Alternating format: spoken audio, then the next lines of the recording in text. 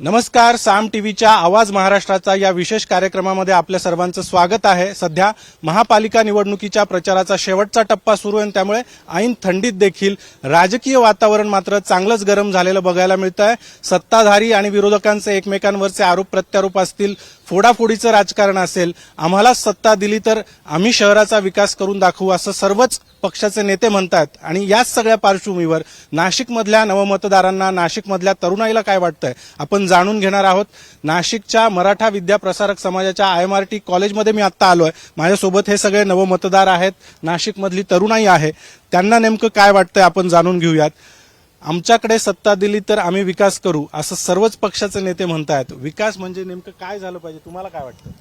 माझं असं मत आहे की विकास म्हणजे करून दाखवणे पहिले, मग नंतर घरी घरी तर रोज येतात नेते की आम्हाला वोट द्या, आम्हाला वोट द्या, पण ते करून दाखवणं महत्वाचं आहे। आता तुम्ही बघू शकता प्रत्येक रोडवरती एवढे खड्डे आहे, तिथं आम्हाला रोज जाणं येणं असतं, पण तुम्ही बघू शकता आम्ही नवीन गाडी घेतो, रोड टॅक्स, व्हेकल टॅक्स, एवढे टॅक्स भरतो, पण ते टॅक्स जातं कुठे नेमकी? ते विकास का नाही करत? बोलायला तर सगळे बोलता, पण ते पहिले करून दाखवा। बोलायची तुम्हाला काहीच गरज नाही, आम्हाला कळतं कोणाला वोट द्यायचं कोणी, आम्हाला तरुण नेता पाहिजे जो करून दाखवेल, फक्त बोलू नाही। आपण बघतोय की सध्या फोडाफोडीचं राजकारण सुरू आहे। काही नेते आदल्या दिवशी एका पक्षात असतात, दुसऱ्या दिवशी सकाळी ते दुसऱ्या पक्षामध्ये गेलेले दिसतात। विकासासाठी आम्ही गेलो असं देखील त्यांचं म्हणणं असतं। काय वाटतंय पुण्याच्या राजकारणाबद्दल? हे सगळं मिली बघत असतं, हे फक्त दाखवण्यासाठी असतं। जिथं आपला फायदा दिसेल ते तिकडे जाता, पण ते न करता तुम्ही आपलं काम करा, तुमचं जे आहे करायचं ते पूर्ण करून दाखवा, असं माझं मत आहे। सत्ताधारी आहेत, विरोधकही आहेत, सर्वच जण म्हणताय आम्हाला सत्ता द्या, आम्ही विकास करून दाखवू। काय वाटतंय कशा पद्धतीचा विकास हवा आहे? कुठल्याही प्रकारचा पक्ष जो असतो तो विकास नसतो करत, व्यक्ती विकास करत असतो। तर सगळ्यात महत्वाचं हे की जे उमेदवार आहेत त्यांनी स्वतः त्यांना प्रूव्ह केलं पाहिजे। इलेक्शन आले की जे त्यांची ब्लूप्रिंट सादर करतात, ती ब्लूप्रिंट त्यांनी इलेक्शनच्या आधी काही दिवस जर राबवली तर त्या गोष्टीचा चांगला इम्पॅक्ट होईल। आणि लोकांच्या दृष्टिकोनातून विकास घडवणं खूप इम्पॉर्टंट आहे। जो पण निधी येतो शासनाकडनं, त्या निधीचा ट्रान्सपरन्सी असली पाहिजे, ती लोकांपर्यंत पण पोहोचली पाहिजे की एवढा निधी आलेला होता आणि तो ह्या ठिकाणी ते खर्च गेलेला आहे। तो एंडिंगला नसून तो प्रत्येक वेळेला क्वार्टरली वगैरे असं दाखवतं, त्या वेळेला त्यांनी दाखवलं पाहिजे, त्या जनतेला तेव्हाच विश्वास बसेल। कुंभमेळा येतोय नाशिकमध्ये, आता 12 वर्षांनी कुंभमेळा पुन्हा एकदा येतोय। विकास कामं सुरू आहे असं सांगितलं जात आहे वारंवार। कुठले असे प्रश्न आहे, कुठले असे मुद्दे आहेत की ज्यावर खरं तर चर्चा झाली पाहिजे किंवा जे प्रश्न आहेत ते सुटले पाहिजे?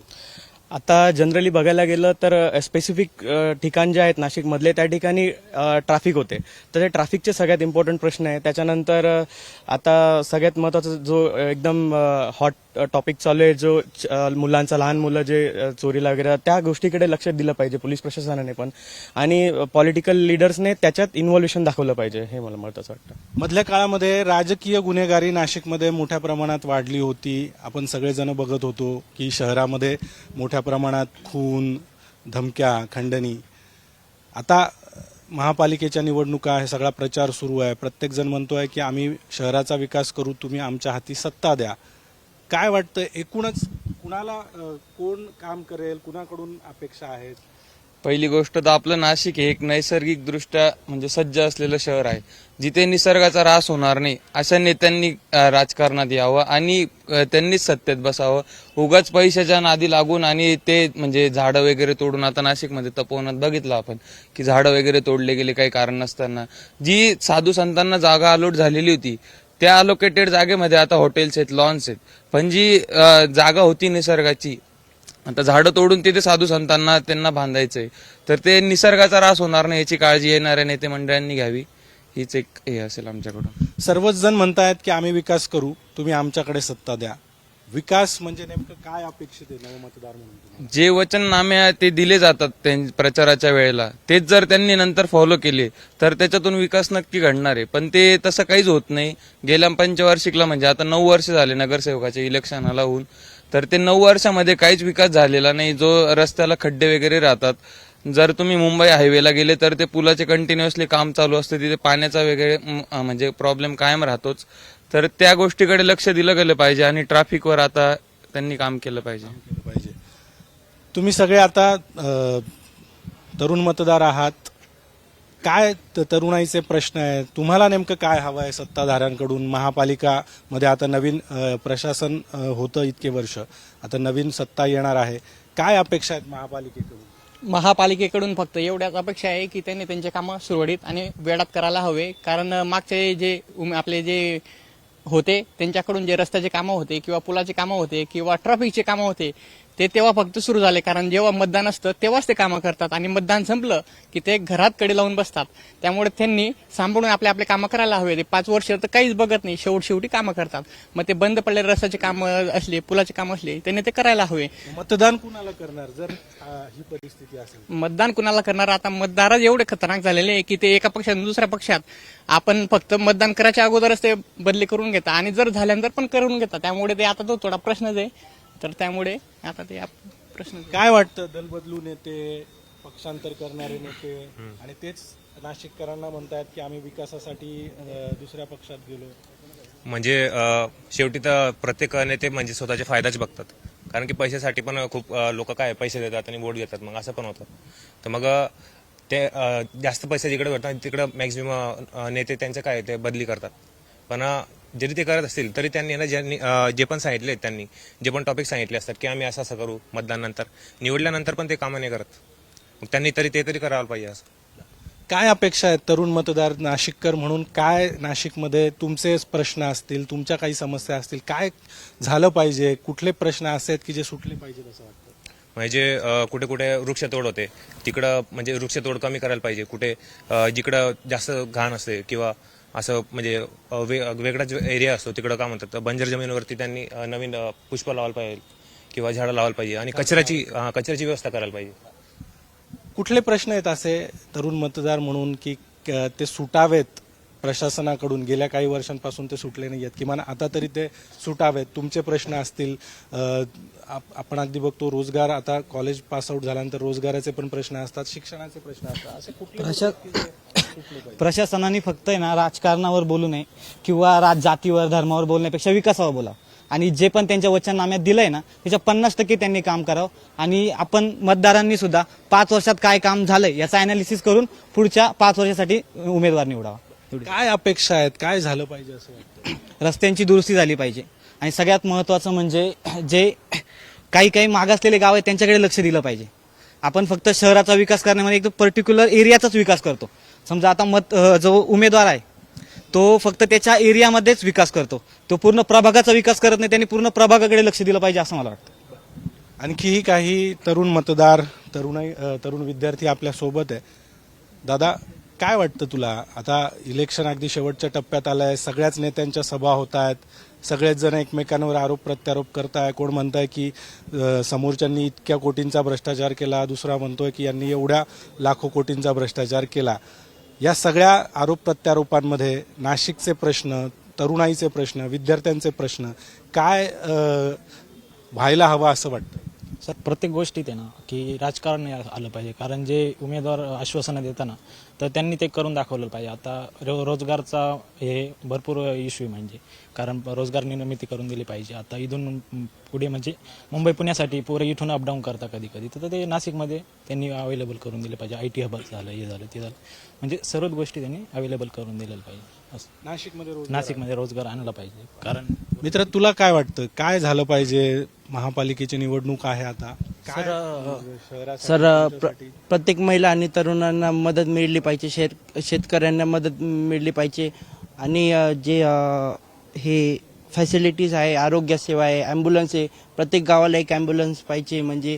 आणि आपलं शिक्षण म्हणजे चांगलं पाहिजे आणि जे फी स्ट्रक्चर आहे ते सगळ्यांना सेम पाहिजे असं. दादा, महापालिका निवडणुकीचा आता हा सगळा शेवटचा टप्पा आपण बघतोय. सगळे अगदी मुख्यमंत्री, उपमुख्यमंत्री, विरोधी पक्षांचे नेते सगळ्यांच्या सभा होत आहेत. काय वाटतंय की प्रत्येकजण आश्वासन देतोय, वचननामे प्रसिद्ध करतोय, नाशिकसाठी काय झालं पाहिजे, तुमच्यासाठी काय झालं पाहिजे, काय? नाशिकसाठी खऱ्या अर्थानं आज तुम्ही आता सगळे JNG ही मीटिंग भरवलेली आहे. इथे आमचा मेन सगळे ChatGPT जगणारे मुलं आहेत, यांच्यासाठी नाशिकमध्ये सर्वात पहिले IT पार्क झाला पाहिजे आणि हा मुद्दा जवळजवळ कोणीच घेतलेला नाही आहे. आणि ते IT पार्कचं मागच्या 9 ते 10 वर्षापासून जे आम्हाला काहीतरी दाखवलं गेलेलं आहे ती भूलतापांना यावर्षी तरी जो पण सत्तेत येईल त्यांनी पूर्ण करून ते आश्वासन पूर्ण केलं पाहिजे, एवढी JNZची अपेक्षा आहे. सध्या जे राजकारण आपण बघतोय की अगदी पक्षांतर होतात, दलबदलू नेते आहेत, विकासासाठी इकडून तिकडे उड्या मारल्या जात आहेत आणि विकासासाठी जातोय प्रत्येक जण म्हणतंय. जे राजकारण सध्या सुरू आहे त्या राजकारणाबद्दल काय वाटतंय? खऱ्या अर्थानं जर राजकारणाचं पाहिलं गेलं तर या ठिकाणी प्रशासनाची पहिली चुकी. इलेक्शन कमिशन असेल, पोलीस डिपार्टमेंट असेल, नंतर तुमचे जे काही डिपार्टमेंट, न्यायालय व्यवस्था, कोणीच राजकीय लोकांना जर बोलत नसेल, ते मनमानीचा कारभार करता आणि विकासाच्या दृष्टीने इकडून तिकडे जात असेल तर विचारधारेला आज काही अर्थच राहिलेला नाही. आणि नगरपालिकेची अशा ठिकाणी अशा लोकांच्या युत्या झालेल्या आहेत तर सांगण्या म्हणजे आज सगळ्यांना त्या गोष्टी कळून चुकलेल्या आहेत की हे 2 नंबर पैसे कमवण्यासाठी या सगळ्या गोष्टी चालू आहेत. म्हणून आज JNZचा तुम्ही पाहत असणार की 56 ठिकाणी आज जवळजवळ बिनविरोध निवडणुका होऊन गेल्या. जे आम्ही पहिल्यांदा मतदान करणार होतो ते लोकांचं मतदान करायचं कुठे, आमचा आवाज मांडायचा कुठे, हा सुद्धा एक प्रश्न या माध्यमातून निर्माण होत आहे. आता पहिल्यांदा तुम्ही मतदान करणार आहात, कुणाला मतदान करणार, काय मनामध्ये? आम्ही व्यक्तीच्या मागे उभं राहू. भले आमचं मतदान वाया गेलं तरी चालेल, पण तिथे व्यक्ती जो चांगला असेल, जो काम करू शकतो त्या व्यक्तीच्या मागे उभं राहू. हे JNZ प्रत्येक आम्ही तिथेच उभं राहू. नाशिकमधल्या तरुण विद्यार्थ्यांची मतं आपण जाणून घेतली. तरुण विद्यार्थिनी, नवमतदार देखील आपल्या सोबत आहे. ताई, महापालिका निवडणूक सुरू आहे, तुम्ही रोज तुमच्या अवतीभोवती बघताय, प्रचार सुरू आहे, अगदी एकमेकांवर आरोप प्रत्यारोप होत आहेत, सगळं घडतंय. काय वाटतंय हे सगळं बघून? सर, आम्ही मतदान तर देतोय, तर आमची अशी इच्छा आहे की डेव्हलप झालं पाहिजे, IT कंपन्या आल्या पाहिजे, रस्ते वगैरे डेव्हलप झाले पाहिजे, नवनवीन स्कीम वगैरे आले पाहिजे. मतदान देतोय तर तुम्ही करा आमच्यासाठी, आम्ही टॅक्स भरतोय, या सगळ्या गोष्टी करतोय. तर काय झालं पाहिजे नाशिकसाठी? तुमचे काही प्रश्न असतील, काय समस्या? IT कंपन्या आल्या पाहिजे, रस्ते वगैरे झाले पाहिजे, पूल झालं पाहिजे, त्याच्यानंतर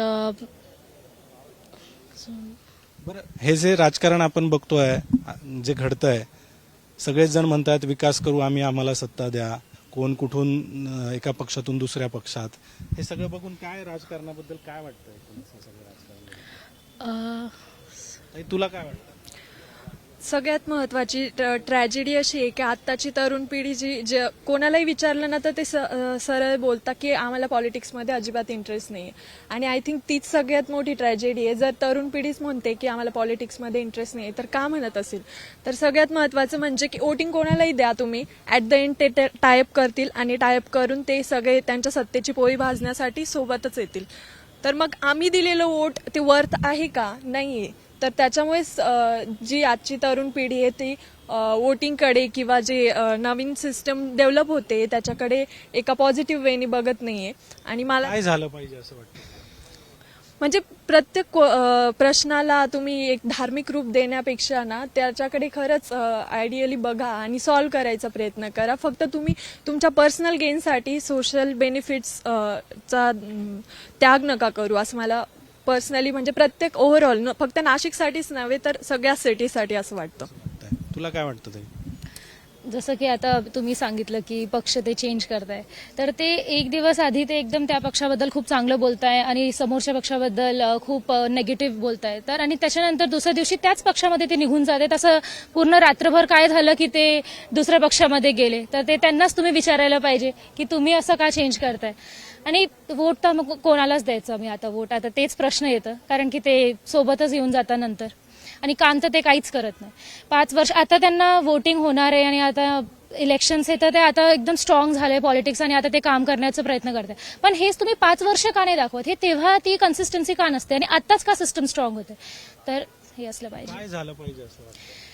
जास्त आपण जसं की नाशिक आहे त्याला जरी ते अर्बनाइज सिटी आहे तरी आपण त्याला एकदम असं गावासारखंच बघतो, तर आपण त्याला जास्त अजून डेव्हलपमेंट झाली पाहिजे, मॉडर्नाइज इन्फ्रास्ट्रक्चर व्हायला पाहिजे आणि safety, main safety is very important, तर ते झाली पाहिजे. 10 वाजेनंतर जर तुम्ही बाहेर निघताय तर काय सेफ्टी आहे, काय गॅरंटी आहे की तुम्ही सुखरूप घरी येणार आहे? तर त्या सेफ्टीबद्दल जास्त विचार केला पाहिजे मला असं. तुम्हाला काय वाटतं?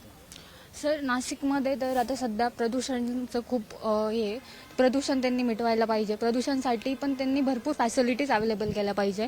आणि आता आजकाल राजकारणामध्ये फक्त ते आश्वासन दिले जातात, ते पूर्ण केले जात नाही. सो माझं तर फॅक्ट एवढंच आहे की जे आश्वासन देतात ते पूर्ण पण करा. जरी आम्ही न्यू जनरेशन आहे तर आम्ही पण वोटिंगला असंच व्यक्ती निवडतो जो आमच्या पण साठी खूप फॅसिलिटीज अवेलेबल करेल, पण सध्या ते केले जाते नाही. आणि नाशिकमध्ये तर सर्वात मेन म्हणजे आपण नाशिकला पवित्र स्थान असं मानलं जातं. तर नाशिकमध्ये आपण बघतो गंगा घाटमध्ये पण खूप प्रदूषण आहे, ते पण त्यांनी डेव्हलप केलं पाहिजे.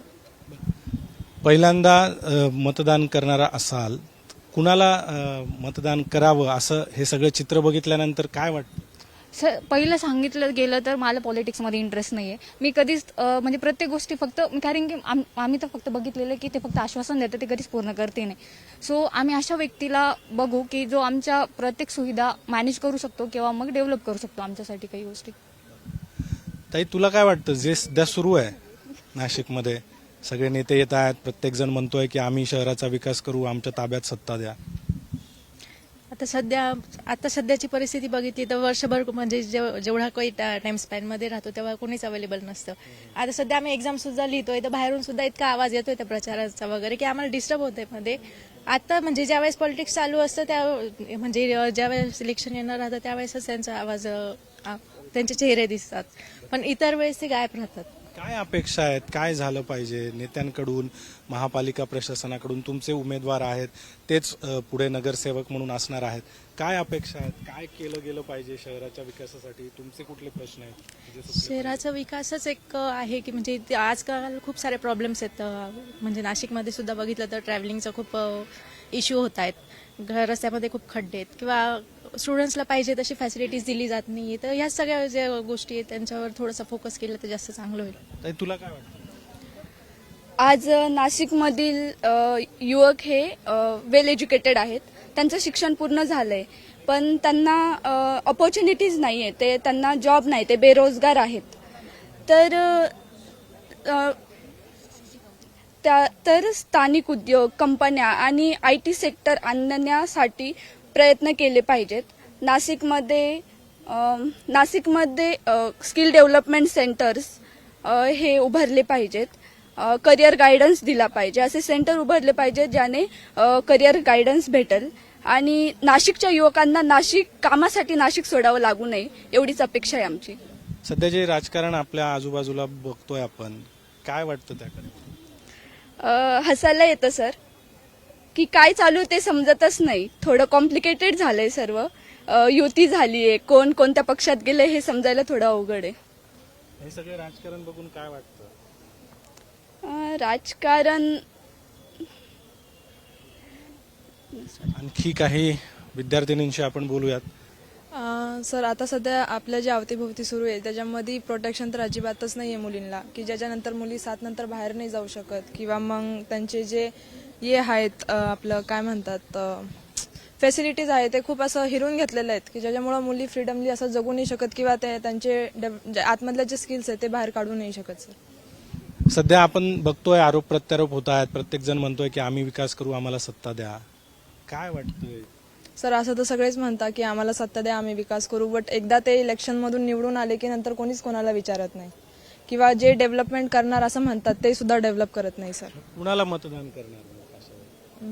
सर असं तर खूप डिफिकल्ट आहे विचार करण्यासाठी, कारण की आता सध्या खूप नवीन नवीन युवक आहे जे उभे राहिलेले आहेत, पण त्यांचे पण आपल्याला काही माहिती नाही आहे, कारण की ते आम्ही आता बघतोय त्यांचे फेसेस, याच्या पहिला कधीच नाही बघितले सर फेसेस. आणखी काही विद्यार्थ्यांशी आपण बोलण्याचा प्रयत्न करूया. त्यांच्या समस्या काय आहेत, त्यांचे प्रश्न काय जे सुरू आहे सध्या, काय वाटतं ते सगळं बघून राजकारण? सर मला असं वाटतं आता जो लेटेस्ट क्वेश्चन आहे तो म्हणजे आपले वृक्षतोड होते. कुंभमेळा हे म्हणजे धार्मिक मेळावा आहे आणि जो काही निसर्ग आहे हा जीवनाचा आधार आहे. तर या दोन्हींचा समतोल साधूनच आपण जे काही आहे ते अरेंजमेंट केल्या पाहिजे. तर तुम्ही जर आता सपोज एखादा पक्ष आपल्याला निवडून द्यायचा तर त्यांनी सगळ्यात पहिलं तर निसर्गाचा समतोल ठेवला पाहिजे, वृक्षतोड थांबवली पाहिजे. कारण की जे काही साधू आहे त्यांचं वास्तव्य हेच निसर्ग आहे. तर उगाच धर्माच्या नावाखाली येऊन वृक्षतोड करू नये आणि कुंभमेळा झाल्यानंतर तिथं परत इंडस्ट्रियलायझेशन करू नये.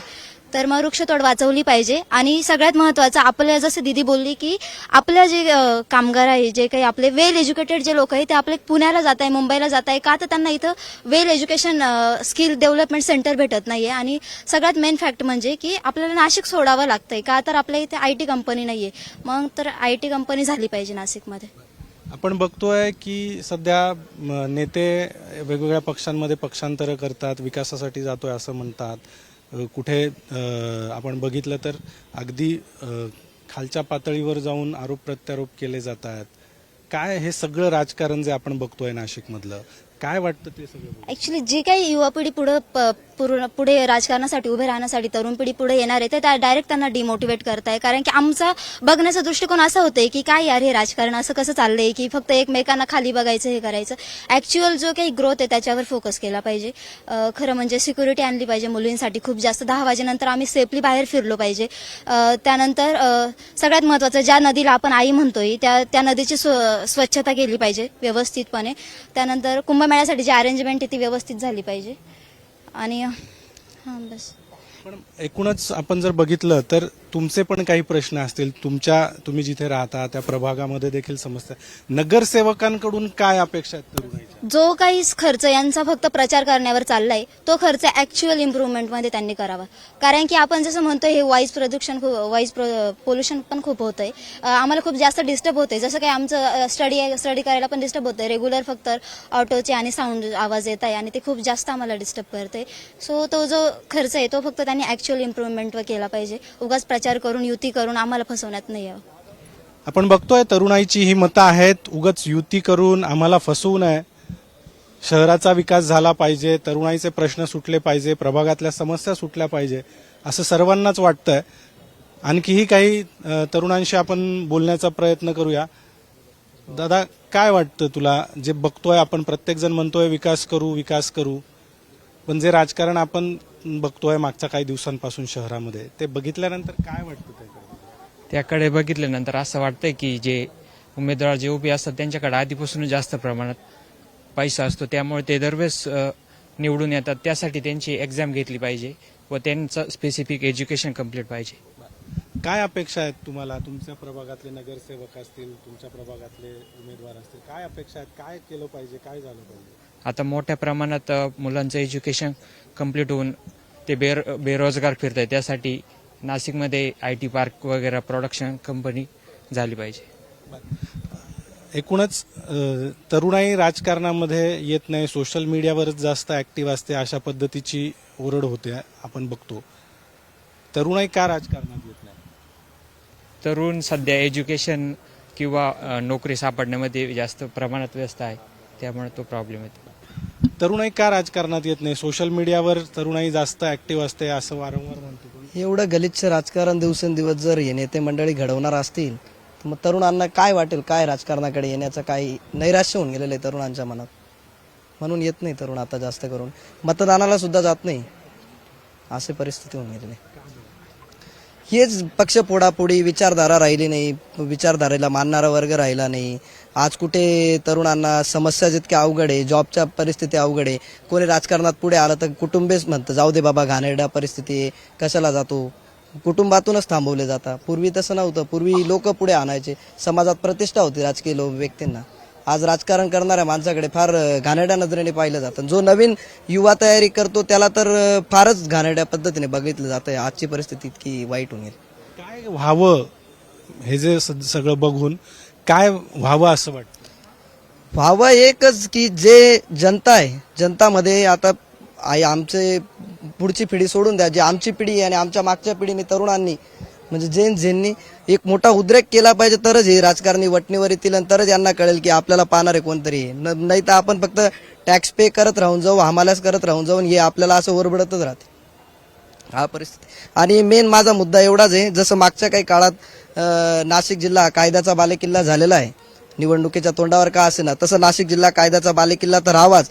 विद्येचाही बालेकिल्ला व्हावा, उद्योगाचाही बालेकिल्ला व्हावा, शिक्षणाचाही बालेकिल्ला व्हावा आणि नाशिकने प्रगती करावी, एवढंच या माध्यमातून सांगेन.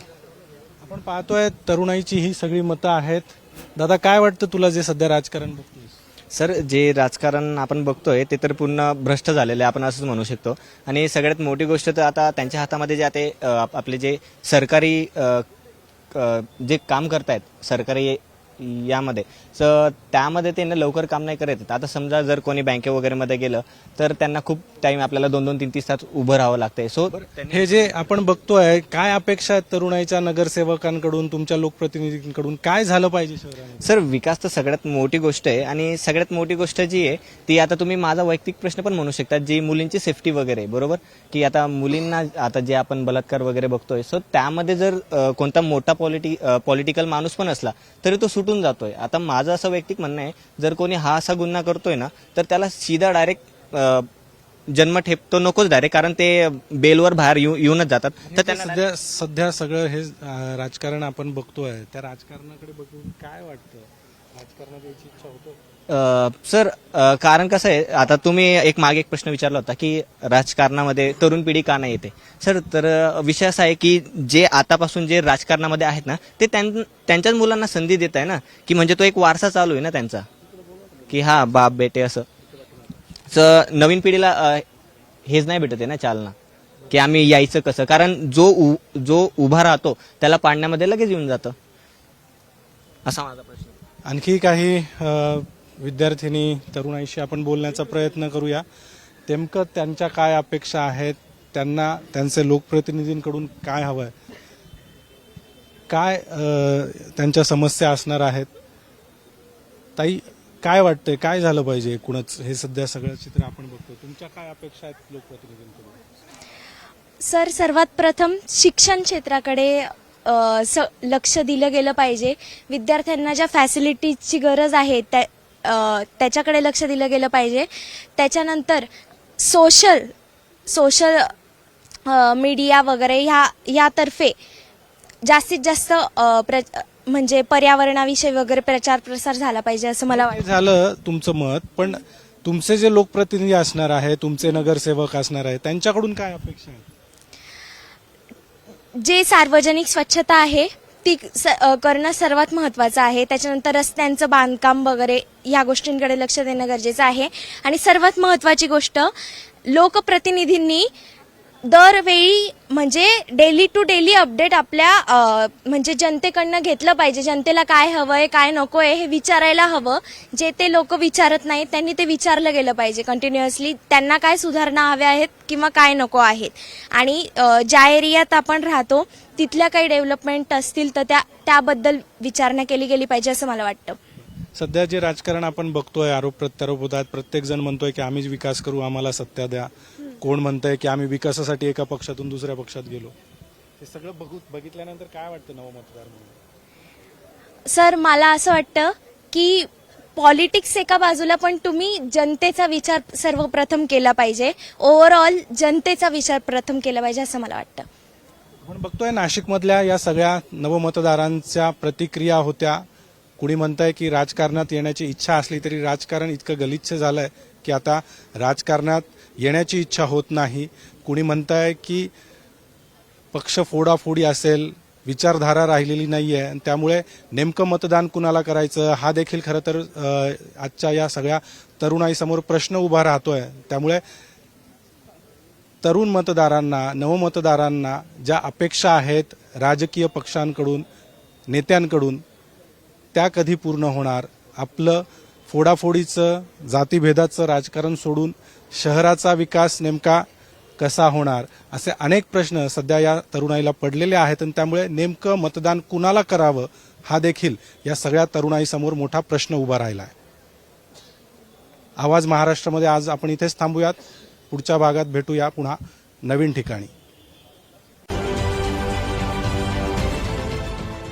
देश विदेशातील प्रत्येक घडामोडींचे लाईव्ह अपडेट मिळवण्यासाठी आता साम टीव्हीच्या सर्व सोशल मीडिया प्लॅटफॉर्मला लाईक, फॉलो आणि सबस्क्राईब करा. तसंच सर्व नोटिफिकेशनसाठी बेल आयकॉन प्रेस करायला विसरू नका.